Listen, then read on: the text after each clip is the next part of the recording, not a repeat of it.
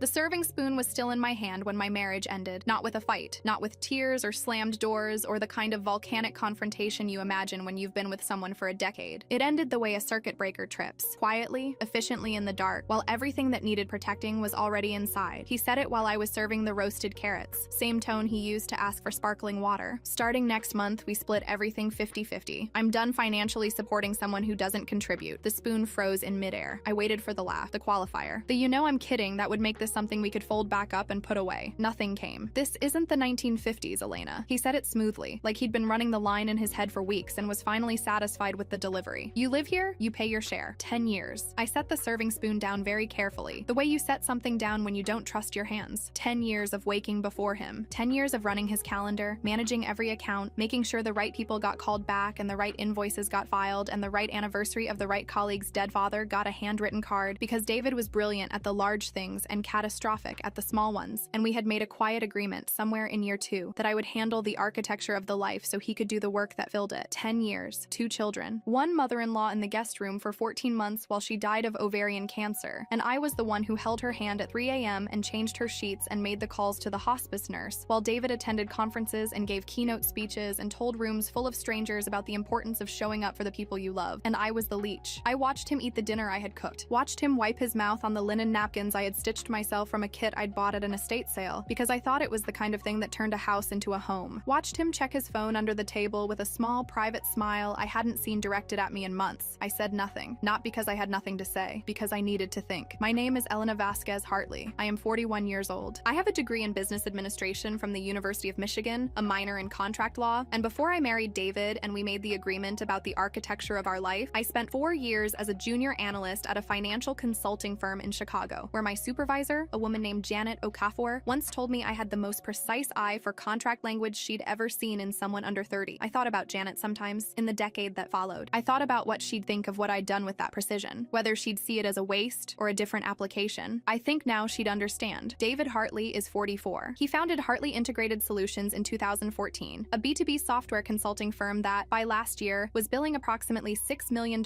annually and had been written about in 3 regional business publications and 1 national podcast that David listened to on repeat for 2 weeks after it aired. He is tall, charming, and extremely good at being in rooms with powerful people. He has a handshake that communicates competence before he says a word. He remembers names. He sends thank you notes, or rather, I sent thank you notes in his name, on cardstock I ordered from a boutique printer in Portland in his handwriting style, which I had studied for long enough that most people couldn't tell the difference. That detail matters. Remember it. In the early years, we were a unit. He built the company, I built the infrastructure around him that made building it possible. I was not in the office. I was not on the org chart. I was the person who made sure he arrived to important meetings having slept, having eaten, knowing the names of every person in the room and one personal detail about each of them. I was the reason his calendar didn't double book and his contracts got read before he signed them. He handed me everything to read before he signed it. He always said, "Handle the boring legal stuff. You're better at it anyway." I was. I want to be very clear about that. I was. The first sign, if I'm honest with myself, was 18 months before the carrots. David had always been on his phone. That was normal. He ran a company. He had clients. The phone was an extension of the work. But there is a difference between the distracted inattention of someone who is busy and the particular quality of attention someone gives a screen when it contains something they want to protect. I noticed it in November of the year before last. We were at a dinner with the Garcias, our neighbors, people we'd known for 6 years, and David laughed at something on his phone and then angled it away from the table in one smooth motion that looked casual and wasn't. I told myself it was a client. In February, I found a receipt in his jacket pocket, a reflex habit, checking pockets before dry cleaning, for a restaurant I didn't recognize in the West Loop, dinner for 2, a bottle of wine that cost more than he'd ever ordered for us. I told myself it was a client dinner. He had a lot of those. In April, our daughter Sophia asked why Daddy was always tired on Wednesday nights, and I heard myself explain about work stress and project deadlines in a voice that was completely steady, and I thought, I am a very good liar. Or I was a very good person who had learned to lie to herself, which is worse. In June, I noticed our joint account was running lower than it should have been, given what I knew about our expenses. I tracked it to a series of ATM withdrawals, cash, specific amounts, every 2 to 3 weeks. Not alarming individually, alarming as a pattern. I said nothing. I tracked it in a spreadsheet I kept in a folder on my laptop that was not connected to our shared cloud storage. I had been doing that kind of quiet documentation for about 4 months when he made the announcement over the carrots. I did not sleep well the night of the carrots, despite what I told myself I would do. I lay in the dark next to David, who fell asleep with the ease of a man who has decided something and feels resolved about it, and I ran the mathematics of my situation. No income for 10 years, no formal employment record. The mortgage was in his name. The car leases were in his name. My name name was on the joint checking account but not on the business accounts, because early on we had agreed it was cleaner for tax purposes to keep them separate, and I had agreed to that because I trusted him and because I was 29 and thought trust was the same as security. It is not the same as security. I thought about the kids. Mia, 8, Sophia, 11. I thought about what the next 6 months would look like if I had no legal claim to the financial infrastructure I had spent a decade building around another person's career. Then, at 2:47 in the morning, I remembered the folder, the blue one, the one in the floor safe in the home office, in the back behind the passports and the homeowner's insurance paperwork. The one that had been sitting there for 8 years, which is how long it takes for a piece of paper to become invisible even to the person who knows it exists. I got up. I went to the office. I opened the safe. The year David founded Hartley Integrated Solutions, his personal credit was in the mid-500s from a failed previous startup, a detail he managed with such deliberate minimization that most people who knew him then had forgotten it, or perhaps never fully registered it to begin with. He needed a loan to capitalize the new company, the kind of loan that requires a guarantor with clean credit and demonstrable assets. I had both. I had an investment portfolio from before the marriage, approximately $340,000, built from years of careful saving during my consulting career, and a modest inheritance from my grandfather. I had a credit score of 791. I had, in other words, exactly what was needed. He asked me to co-sign. I did. And because I was the one who handled the boring legal stuff, because I was better at it anyway, I was also the one who sat in the attorney's office and read the operating agreement before he signed it. All 47 pages, including Clause 10, Section B. I had flagged it at the time. I had said, you should know what this means. David had said, you handle it, you're better at this than I am. The attorney, a man named Gregory Walsh, had explained the clause, and David had nodded in the way he nodded when he was listening to something he considered below his attention threshold. It was a standard deferred participation clause, Walsh had said, boilerplate for co-signed corporate agreements, triggered only under specific conditions. The probability of those conditions being met was extremely low. The conditions: a material change in the financial arrangement between the co-signer and the primary borrower. The outcome: the co-signer assumes 50% of the voting shares of the company, non-negotiable, immediate. A material change in financial arrangement, like for instance, a husband informing his wife over roasted carrots in the same tone used to request sparkling water, that she would be required to fund her own existence in the home she had spent 10 years building around him. I reread the clause 3 times under the desk lamp. I read it a 4th time. Then I closed the folder, walked back to bed, and slept for 8 hours, which was the best sleep I'd had in 4 months. David announced at breakfast that we should see a mediator that week. Formalize the split, he said, pouring his dark roast coffee, not looking up from his phone. I've already talked to someone. Very reasonable guy. Works with couples in transition. Perfect, I said. He looked up. Something in my tone, the complete absence of distress, did a thing to his face. A small recalibration. He'd been expecting tears, or anger, or the particular pleading that made people easy to manage. My calmness was data he didn't have a place for. Good. I made 3 calls that morning while the kids were at school and David was in his office. The first was to Margaret Chen, a corporate attorney with 20 years in contract law and equity disputes, whom I had found through Janet Okafor. Yes, I had called Janet, who had taken 30 seconds to say, Elena, you need Margaret, and then sent the contact before we'd even finished the sentence. I explained the situation. I read Margaret the text of Clause 10, Section B. There was a pause. Do you have the original executed agreement? Yes. Certified copies of all the financial transfers from your personal accounts during the first 2 operating years? I had those too. I had been the one who made them. I had records of everything. Elena, Margaret said in the measured tone of someone who does not overstate things, I want you to come in this afternoon. The second call was to our shared accountant, Robert Feynman, CPA, who had done our personal and business taxes for 7 years and who had, in that time, developed a very clear picture of the financial architecture of our household. I told him I was initiating a comprehensive financial transparency review in anticipation of asset division proceedings. He was quiet for a moment. Are we talking about the business accounts too? All drawers, I said. Robert made a sound. I'll need to pull some files. Take whatever time you need. The third call was to First Midwest Business Banking, where I spoke with a loan servicing specialist named Daniel Park about the status of the original 2016 co-signed business loan. I asked for certified documentation of the loan's full payment history and the original executed agreement on file. Daniel said he'd have it ready within 48 hours. Then I went to the grocery store and bought ingredients for a chicken piccata because I had decided that the last dinner I would ever cook in that house was going to be the best one. I spent the afternoon with Margaret Chen. Her office was on the 31st floor of a building in the Loop, and she had the specific organized quiet of someone who had spent 20 years sorting through financial disasters that other people had created and was no longer surprised by any of them. She read Clause 10, Section B. She read it again. She looked at my certified bank transfer records, $187,000 over 2 years from my personal accounts, documented to the dollar. He understood what he was signing? She asked. His attorney explained it. He was present. And you have the original? Original and 2 certified copies. Margaret leaned back. The clause is airtight. The trigger is the announcement of material change in financial arrangement. You can demonstrate that was made verbally and in writing. In writing? I placed a printed copy of David's spreadsheet on her desk, the one I'd found on his open and laptop, my name at the top of the first column, required monthly expenses she will cover, the impossible total, and at the bottom, in small clinical font, if she can't meet the threshold, she leaves the property. I placed the second tab beside it, a woman's name, Chloe, a larger apartment, higher floor, same building. Margaret looked at it for a long moment. He printed this himself, created it on his laptop. I have the file metadata. I had photographed the screen, then emailed the photo to myself from a secondary account, time-stamped. He used his company email to send a draft to an unrecognized address 4 months ago. The subject line was transition plan. Margaret looked at me the way people sometimes look at me when they've just recalibrated who they're dealing with. Elena, she said carefully, you've been building this file for how long? 4 months of documentation, 8 years of unconscious retention. She was quiet for a beat. Then she picked up her pen. Let's start from the beginning. That evening, I put 2 pieces of paper on the dining room table. No dinner, no placemats, no linen napkins. Just the blue folder, open, in the center. David came home at 6:47. I heard him set down his bag in the hall. Heard the specific pause when he walked into the dining room and saw me sitting there. He sat down slowly. What is that? I slid the first document across the wood. The operating agreement. Clause 10, Section B, tabbed with a yellow sticker. Clause 10, I said. Section B, the company operating agreement you signed 8 years ago. He glanced at it. The glance of a man who processes paper as a nuisance. That's just standard boilerplate. It's a deferred participation clause, I said. My voice was very quiet. Quiet gets more attention than volume. I had learned this in 20 years of being in rooms with people who were louder than me. If the terms of our financial arrangement significantly change, the original guarantor receives 50% of the voting shares. Non-negotiable. He looked up. That's not what my attorney— You didn't read it, I said. You handed me the pen. The room was absolutely quiet. I placed the bank transfer records on top of the operating agreement. Every payment I had made during his 2 unprofitable years. Highlighted, dated. Certified by First Midwest Business Banking, where Daniel Park had, as promised, prepared the documentation in 48 hours. $187,000 over 22 months. Each transfer annotated with its purpose in my handwriting, because I had written notes on every significant financial transaction since the beginning of our marriage. The way you annotate something you suspect you will need to explain someday. David's face had started doing something. Not crumbling, not yet. Tightening the way it tightened before a fight. The jaw setting, the eyes going flat and calculating. I placed the third document, his spreadsheet, printed cleanly. My name in the first column. Chloe's name in the second tab. His face stopped tightening. He looked at the spreadsheet for a long time. How did you— You left your laptop open, I said simply, and you used your company email for the transition plan. Robert Feynman has already flagged 3 Hartley business accounts that contain transactions he was not previously aware of. He's filed an amended disclosure with your corporate attorney's office. He hadn't known about Robert. I could see him calculating the legal exposure, the timeline, the question of how much I actually had and how much I was implying I had. I want to be precise here. I had enough. I was not bluffing. Elena, he said. His voice had changed completely. The smoothness was gone. Something underneath it. Something raw and a little panicked. If you execute that clause, the company goes into mandatory equity restructuring. The current investors will be notified by Margaret Chen's office tomorrow morning, along with a copy of the original operating agreement and the documentation of the trigger conditions. I paused. Margaret is at Chen & Associates, 20 years in corporate equity. She's very thorough. He stared at me. You were planning my eviction, I said. You built a spreadsheet. You scheduled my removal the way you schedule a software migration. Silence. The particular silence of a person who has been caught not in a moment of passion or weakness, but in the cold, organized architecture of a plan. That kind is worse. It takes longer to come back from for the person it's directed at. I had come back from it. I had had 4 months. Elena, listen to me. You assumed, I said, that because I was quiet, I didn't understand the game. His face had gone the color of old paper. I handled every document that came into this house for 10 years, I said. Every contract, every clause, every loan you handed me to read because the boring legal stuff was beneath you. I let that sit for a moment. I read all of it. I understood all of it. And 8 years ago, when you handed me the pen and asked me to put my savings on the line for your company, I signed an agreement that protected my position in that company if you ever decided to remove me from this life. His voice dropped to a whisper. If you execute that clause, I'm ruined. I looked at him. 10 years. His mother's hand in mine at 3 a.m. Sophia's first day of school, which he missed because of a client meeting he hadn't needed to take. Mia's surgery for the tonsils, the waiting room, the forms I filled out alone, the thank you notes in his handwriting, the career I had paused, and then, somewhere in year 5, simply stopped returning to, because the architecture of our life had become a full-time occupation, and there weren't enough hours. I looked at him the way you look at someone you have finally, completely figured out, not with anger. Anger had somewhere to go. This was something colder and cleaner, and in its way, more final. That's not ruin, David, I said. I folded my hands on the table. That's just equality. Here is what happened in the weeks that followed, because I know you want the specifics. Margaret Chen filed the formal notice of clause execution 3 business days after the dinner table. Hartley Integrated Solutions entered mandatory equity review within the week. David's primary investor, a firm called Carver Capital, was notified by their own legal team, independently of Margaret, because Robert Feynman's amended disclosure had already reached the firm's accounting contacts and requested a full audit. The audit found 3 things. The first, approximately $94,000 in business account disbursements over 16 months that had been classified as client entertainment but were not documented as such. Some of those disbursements corresponded to the ATM withdrawals I had tracked in my private spreadsheet. The second, a secondary holding company that David had established 18 months prior, into which a portion of Hartley Integrated's billing revenue had been redirected. It was technically legal. It was also, as Margaret put it in her brief, a textbook illustration of undisclosed financial separation in an ongoing marital estate. The third, the secondary holding company had a co-owner. Her name was Chloe Reeves, the woman in the second tab, the higher floor. I want to be clear, I did not feel vindicated by that. I felt something more complicated, the particular heaviness of being right about a thing you desperately wanted to be wrong about. It sits in your chest like a stone. It doesn't feel like winning, but it mattered, legally. It mattered very specifically and very practically to the settlement. David's attorney, a man named Stephen Krause, 15 years in family law, who called Margaret 3 times in the first week with increasingly urgent tones, attempted to argue that the clause execution was a retaliatory maneuver designed to leverage the divorce proceedings. Margaret submitted as Exhibit C a time-stamped photograph of the spreadsheet on David's laptop, dated 4 months before I had spoken a single word to any attorney. He had moved first. I had simply prepared. The clause stood. The settlement was completed in 4.5 months. I will not give you the specific numbers, because they involve confidentiality provisions that I agreed to in exchange for things that mattered more to me than the satisfaction of disclosure. What I will tell you is that Mia and Sophia have a home, and it is the home they've always known, and neither of them had to change schools. That was the only number I negotiated on. Everything else was secondary. I want to say something about the 10 years, because I've spent a lot of time with them since all of this happened, and I think they deserve more than being framed as a cautionary tale. I do not regret making the agreement. I do not regret the architecture. I believed in what we were building, and for a long time, for most of those years, I think David did too. People change inside structures that serve them. They forget what the structure cost to build. They start to see the architecture as natural scenery rather than labor. I think that's what happened. I'm not certain. I'm not sure it matters. What I know is this: I was never invisible. I was never the background. I handled every document that came into that house because I was genuinely better at it, and I knew it. And for a long time, that was its own form of satisfaction. The quiet satisfaction of being excellent at a thing in a room where no one was watching. He handed me the pen 8 years ago and called me brilliant. He was right. He just forgot. 2 months after the settlement finalized, I had coffee with Janet Okafor at a place in the West Loop that has a very good cortado and tables far enough apart that you can have a real conversation. She asked me what I was going to do next. I had been thinking about this. I had, in the week since the dinner table, been doing a thing I hadn't done in a decade, sitting with my own preferences, asking myself what I wanted as a terminal goal rather than an instrumental one. I'd applied to 3 positions, one at a financial consulting firm, one at a boutique contract law office that worked with small business clients, one that I will not describe here because it's still in process. You'll be good at all of them, Janet said. I know, I said. She raised an eyebrow. I have been very patient, I said, for a very long time. I'm done being modest about what I'm capable of. She laughed. It was a real laugh, the kind that tells you a person is genuinely pleased. I drank my cortado and watched the street outside the window. A Tuesday in March, gray and ordinary and completely mine. He had assumed my quiet was emptiness. He had assumed the woman who handled the boring legal stuff had no understanding of the game. He handed me the pen. I signed. And when he forgot what brilliant looked like, I reminded him.